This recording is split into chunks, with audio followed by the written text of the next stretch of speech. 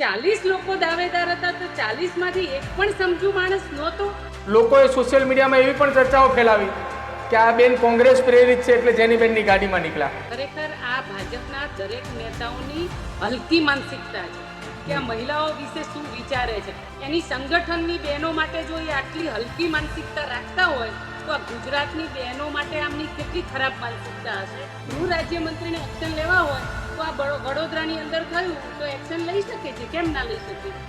તો જે અધિકારીઓ રાત્રે 12 વાગે એને પકડીને એના ઘરેથી લઈ ગયા હતા એ અધિકારીઓનું સરઘસ અમરેલીની અંદર નીકળે, પણ ભાજપને છેલ્લા 4-5 દિવસથી કંઈ ગતકડું સૂઝતું નહોતું, કંઈ દેખાતું નહોતું કે આપણે આના માછલા કોંગ્રેસ પર કેવી રીતે ધોવા. આવી હલકી રાજનીતિ ક્યારેય કોઈને શોભે નહીં ને કરવી પણ ના જોઈએ. અમરેલીની અંદર પાટીદાર સમાજની જે દીકરી કે જે 25 વર્ષીય યુવતીનું જાહેરમાં એ સરઘસ નીકળ્યું, આખી એ પત્રિકા કાંડનો મામલો ચાલ્યો. આખા મામલાની અંદર હવે એટલા માટે ખુલીને અમારે પણ એટલા માટે હવે ચર્ચા કરવી છે કે આખા આ મામલાની અંદર ભારતીય જનતા પાર્ટીના અમરેલીના અંદર અસંખ્ય નેતાઓ છે, અસંખ્ય એવા ભાજપના દિગ્ગજ નેતાઓ છે કે જેમના એક ઇશારાથી અથવા જેમના એક વખત ફોન કરવાથી આખો આ મામલો બંધ થઈ જતો હતો, પરંતુ કોઈએ ફોન પણ ના કર્યો ને કોઈએ ઇશારો પણ ના કર્યો.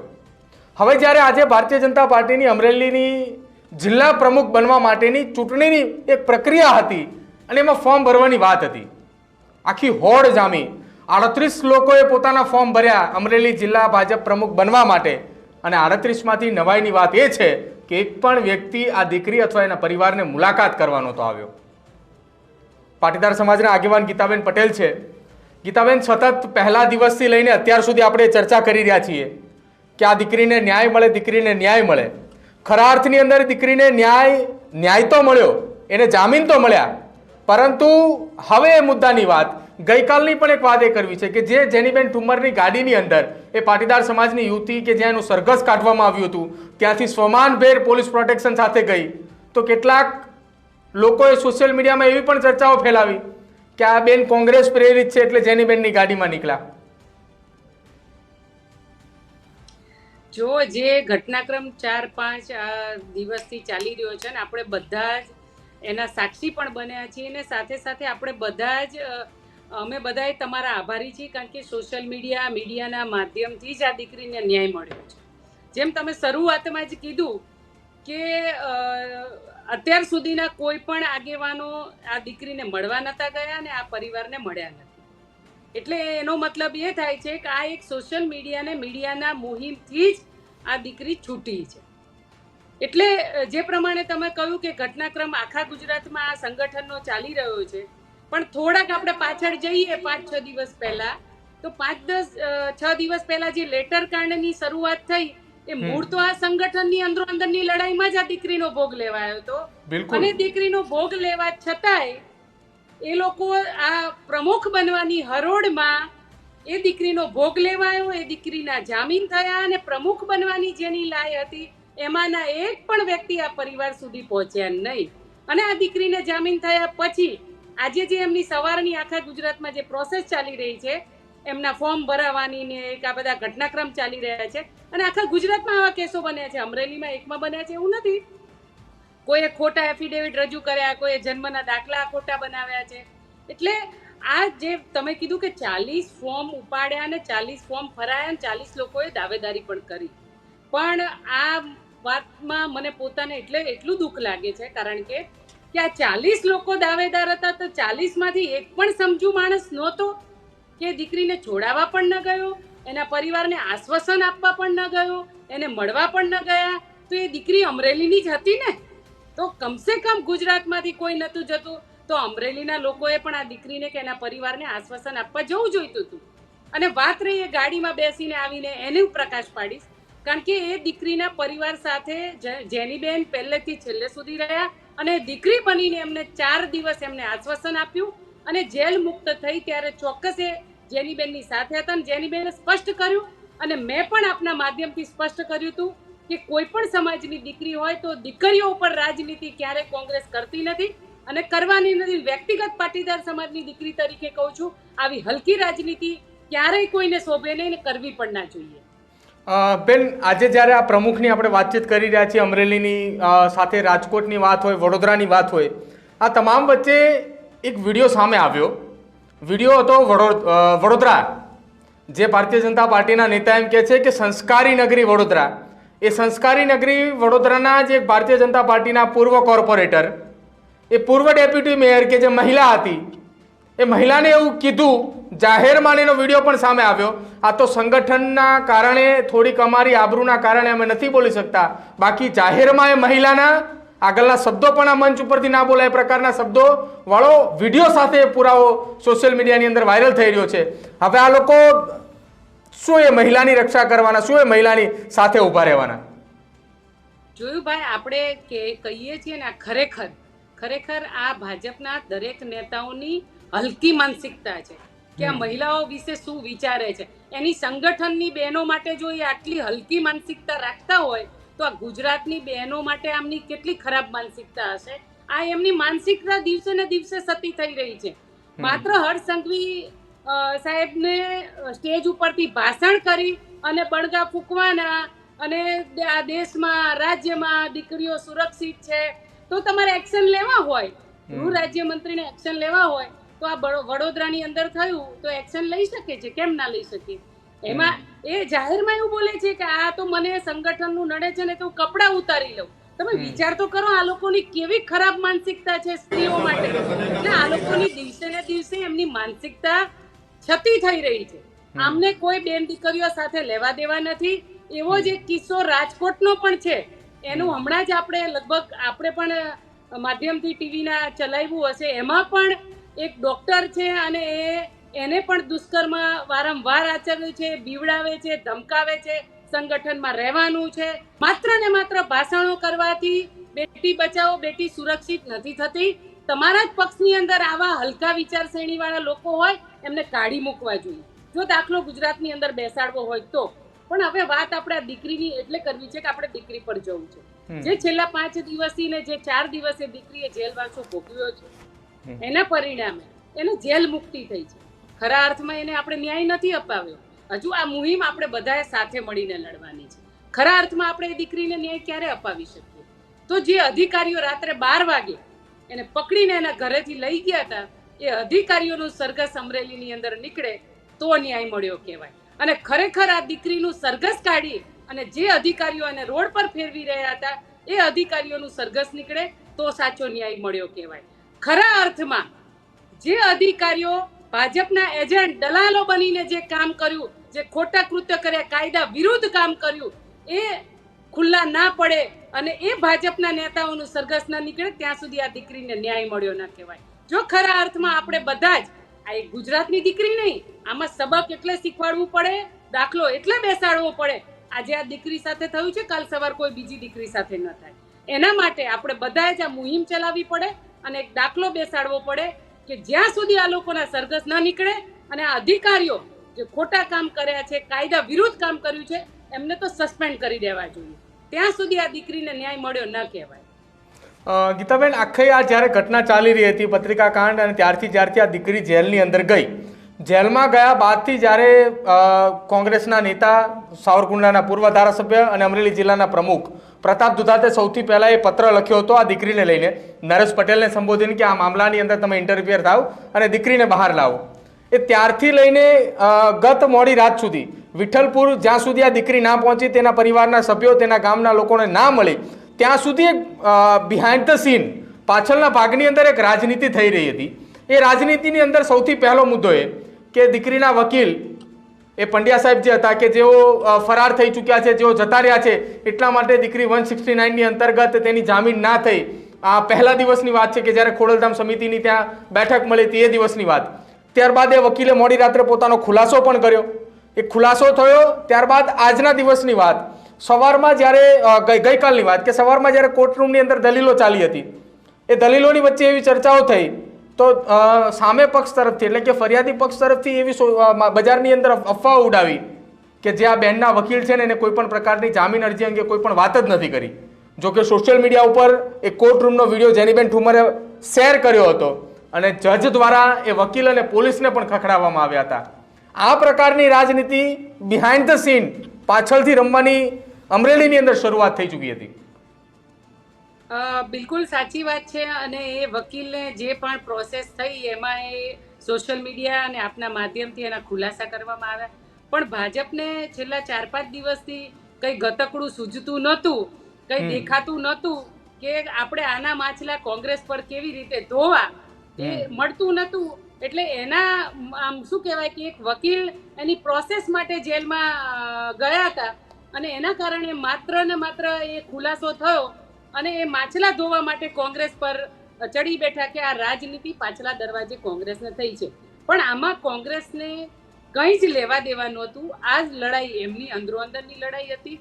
કોંગ્રેસની તો જવાબદારી એવી છે અને કોંગ્રેસના એક મહિલા નેતા ત્યાંથી આવે છે એટલે કોંગ્રેસની જવાબદારી વિશેષ એ બને છે કે એક મહિલા લીડર ત્યાંથી છે એટલે એ પરિવારને એ દીકરી સાથે રહેવું જ પડે. એ કોંગ્રેસમાં હોય કે ના હોય, એ સામાજિક રીતે પરિવાર સાથે રહ્યા તો એમના ઉપર કોંગ્રેસ પર માછલા ધોવા કરતા ભાજપના જેટલા પણ લીડરો હતા, ભાજપના નેતાઓ હતા, એ બધા જ લોકોએ સાથે મળીને જો આ પ્રયત્ન કર્યો હોત તો એ દીકરી મને લાગે છે કે બીજા દિવસે કદાચ બહાર આવી ગઈ.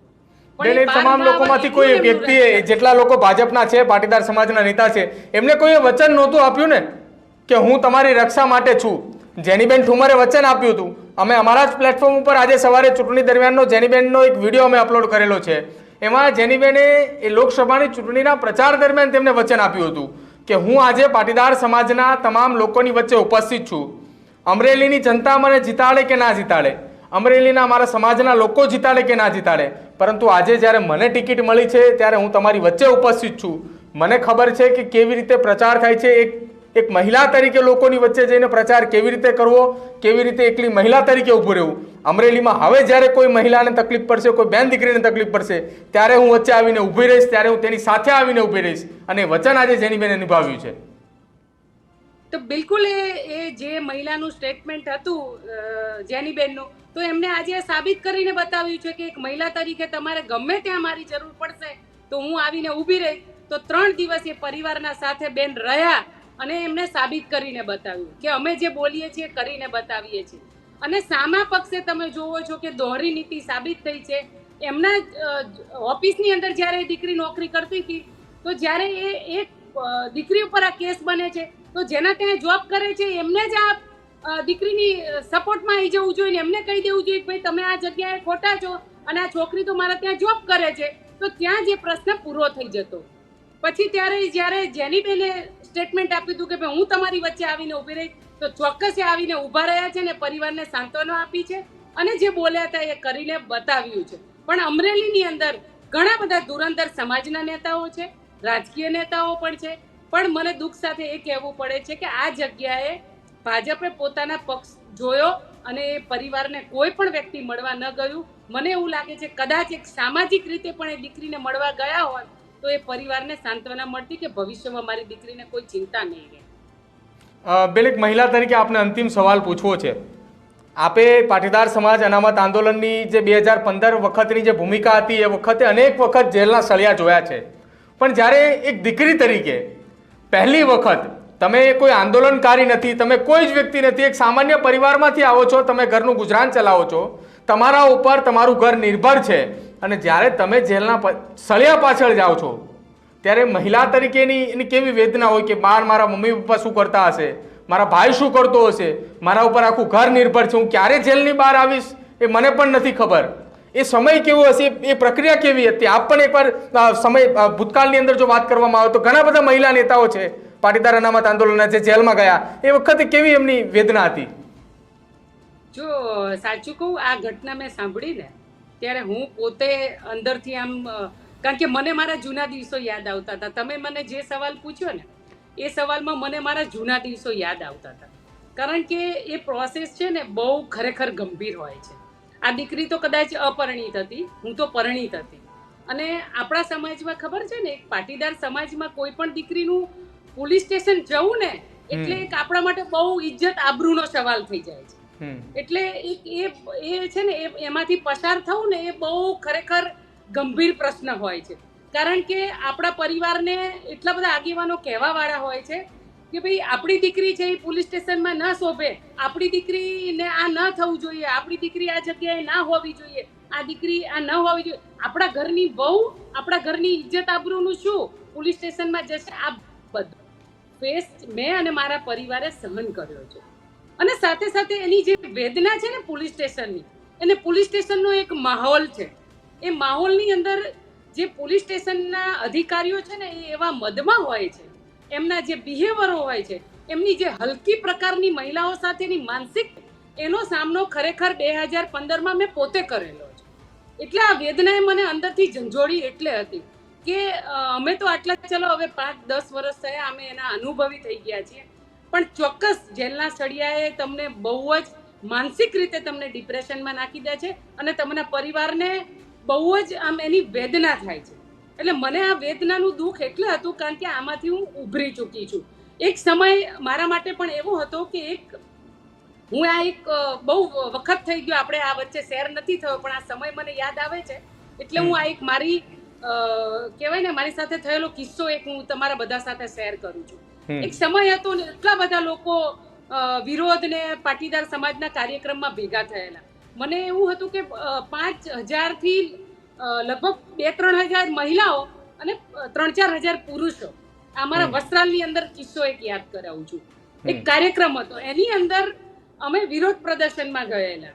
એ વિરોધ પ્રદર્શનની અંદર મેલ પોલીસ અને ફિમેલ પોલીસ મને એ 5,000 લોકોની વચ્ચે ધસડીને 2 હાથ ખેંચીને આ પોલીસ મને લઈ જાય છે. પણ ત્યારે એક પણ વ્યક્તિ, એક પણ એમાંનો માઇકોલાલ, એક પણ વ્યક્તિ, એ કદાચ પોલીસથી ડરતા હોય કે સરકારથી ડરતા હોય, ભગવાન જાણે, પણ એક પણ વ્યક્તિ એમ ન બોલ્યો કે અમારા બેનને તમે ક્યાં લઈ જાઓ છો અને એને છોડી મૂકો. અને ત્યારે જે હું માનસિક સ્થિતિમાંથી, એક હેડેકમાંથી બહાર નીકળી છું ને, એ તો મારું પોતાનું મન જાણે છે.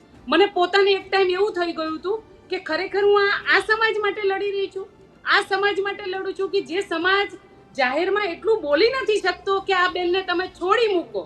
એ વેદના મને ત્યારે એટલે યાદ આવી કે સરઘસમાં એ દીકરીનું સરઘસ નીકળી રહ્યું હતું, ત્યારે જોવાવાળા હજારો લોકો રોડ પર તો હશે ને, એમાંથી એક પણ વ્યક્તિ એ ના બોલ્યો કે તમે આ કુંવારી દીકરીને, આ દીકરીને તમે શા માટે રોડ પર ફેરવી રહ્યા છો. એક પણ વ્યક્તિને કાયદાનું કંઈ જ્ઞાન નહીં હોય, કોઈ એક પણ વ્યક્તિ બોલ્યું નહીં હોય. એટલે આ સમય ખરેખર લોકો કોનાથી ડરી રહ્યા છે, કેમ કોઈ બોલતું નથી, કોનો ડર છે ગુજરાતમાં, કોનો ડર બતાવવામાં આવે છે. એટલે બિલકુલ તમારી વાત સાચી છે, માનસિક સ્થિતિ બહુ જ તમારી ખરાબ થઈ જાય છે. મને એવું લાગે છે આ તો દીકરી નાની છે, કદાચ એને પહેલી જ વાર પોલીસ સ્ટેશન જોયું હશે તો એની માનસિક સ્થિતિ બહુ ખરાબ હશે. આપણને લાગે માણસને પોતાની ઇજ્જત સિવાય કશું વાલું હોતું નથી. તમે કોઈ પણ દીકરીને 12 વાગે તમે એના ગામમાંથી લઈ જાઓ એટલે કેટલી શરમ, એને પોતાને કેટલી શરમ અનુભવાતી છે. કારણ કે આપણે સભ્ય સમાજમાં રહીએ છીએ. સભ્ય સમાજમાં રાત્રે 12 વાગે તમારા ઘરે પોલીસ આવે એટલે લોકો 1000 પ્રકારના સવાલો વિચારે કે આ દીકરીને શું એવું કામ કર્યું હશે, ક્યાંય દારૂ વેચતી હશે, ક્યાંય ખરાબ કામમાં પકડાઈ હશે, કોઈ બીજા અસંખ્ય પ્રકારના વિચારો એ ગામની અંદર બધા જ એના ચર્ચા કરતા હોય. અને હવે શું થશે તમને કહું, લોકો આ દીકરીને સહાનુભૂતિની નજરે તો જોશે, પણ એવું કહેશે કે પેલા કેસમાં એનું સરઘસ કાઢ્યું હતું ને, આ એ છોકરી છે, હવે એનો સામનો એને આ જીવન કરવાનો રહેશે. આ માનસિક સ્થિતિનો કોઈ વિચાર નહીં કરે. એ બીજેપીના નેતાઓનો એ માનસિક સ્થિતિનો વિચાર નહીં આવે. એઝ એ મહિલા તરીકે હું એવું કહું છું કે ગુજરાતની અંદર આપણે માનવ અધિકાર પંચ બનાવેલું છે અને મહિલા આયોગ બનાવેલું છે. મહિલા આયોગમાં આપણે કરોડો રૂપિયા વાપરીએ છીએ. તો આ મહિલા આયોગ જ્યારે માનવ અધિકારીનું હનન થઈ રહ્યું હતું, એક મહિલા ઉપર અત્યાચાર થઈ રહ્યા હતા, તો એ પણ જ્યારે ભાજપ સરકારના એજન્ટો પીઠું બનીને મહિલા આયોગ પણ કામ કરતું હતું, એવું મેં ને તમે આપણે બધાએ જોયું. મને અત્યારે આ મુદ્દે એક વાત યાદ આવે છે, એટલે હું કરી દઉં મારી વાત. પેલી કાજલ હિન્દુસ્તાની બણગા બહુ ફૂકતી હતી, તમને બધાને યાદ હોય. એક સુરતમાં એને સ્ટેટમેન્ટ આપ્યું ને એનો વિરોધ આપણે આખા ગુજરાતમાં સોશિયલ મીડિયાના માધ્યમથી થયો અને મોરબીમાં પણ થયો. તો એ કાજલ હિન્દુસ્તાની આજે ક્યાં છે? કેમ આ છોકરીને આટલી બધી ઘટના બની પણ એક પણ શબ્દ નથી બોલતી? શા માટે મહિલા આયોગ કશું નથી બોલતી? તો આપણે બધાએ જ આના માટે જાગૃતતા લાવવી પડશે, સમજો. કારણ કે આ વ્યથા, મનોસ્થિતિ જે મહિલા ઉપર વીતી હોય ને, જે પરિવાર ઉપર વીતી હોય ને, એ જ જાણી શકે. આને બીજું કોઈ ન જાણી શકે. કારણ કે જેલના સળિયા છે ને એ તમારી માનસિક આખું તમારું જીવન બદલી નાખે છે. એટલે ખૂબ અઘરું છે મહિલા તરીકે. પણ હું તો આપના માધ્યમથી દરેક મહિલાઓને એટલે કહેવા માંગુ છું કે સમય એવો આવી ગયો છે, કારણ કે આ લોકોની માનસિકતા, બરોડાનો કિસ્સો પણ તમે જોઈ શકો છો અને રાજકોટનો કિસ્સો પણ તમે જોઈ શકો છો. જો તમે તમારી બેન દીકરીઓને સુરક્ષિત રાખવા માંગતા હોય તો મહેરબાની કરી અને બીજેપીમાં ન મોકલશો.